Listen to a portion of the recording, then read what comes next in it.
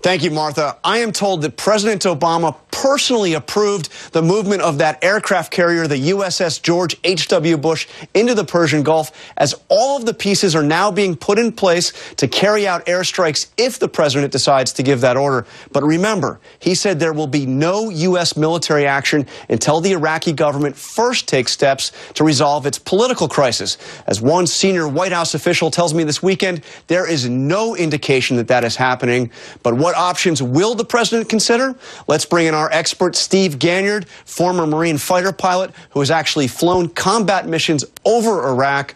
So, Steve, tell me, what are the options that are being presented to the president right now? Well, we saw overnight that, John, that the USS Bush, the aircraft carrier, no small irony there, being brought into the Persian Gulf. So it'll take some time to come up into the Persian Gulf. But once it gets in this relative area, it'll give the president options. He'll have 4 fighter attack squadrons on the board the aircraft carrier that could potentially provide support to any Iraqi movement back to the piloted aircraft dropping bombs. Piloted aircraft. Now, we do have unpiloted aircraft, the drones, the Predator and Reaper drones that are up in Incirlik, up in Turkey. And we have ships out at sea. So there's quite a bit of firepower in the region, but the real question is, what do we apply that firepower to? Yeah, so that's the biggest. What do you target? And, you know, this is not a traditional military operation. These are guys operating out of pickup trucks in many cases. So how do you go after an enemy like that? You have no headquarters to bomb. What do you go after?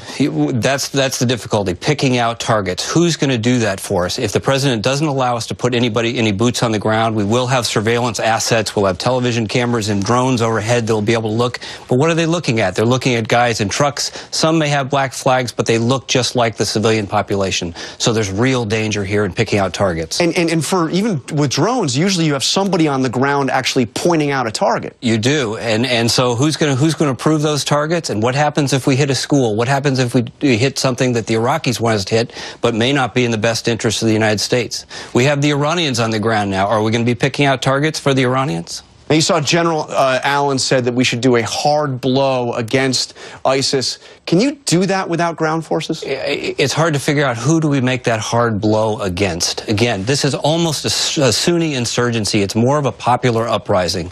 When we saw ISIS come down out of Syria, they came through areas that were sympathetic to their cause. So this is really more of an Iraqi Sunni blowback against the Maliki government rather than some determined enemy coming out of Syria. And just quickly, do you think the president will be looking at possibly hitting targets inside of Syria as well, given that, as you point out, this is where ISIS comes from? The president has been having to play a game in Syria and a chess game in Iraq. I don't think that he's going to want to conflate the two. I think that he'll probably try to keep everything that we do within Iraq and continue to stay out of the Syrian conflict. All right, Steve Ganyard, thank you very much.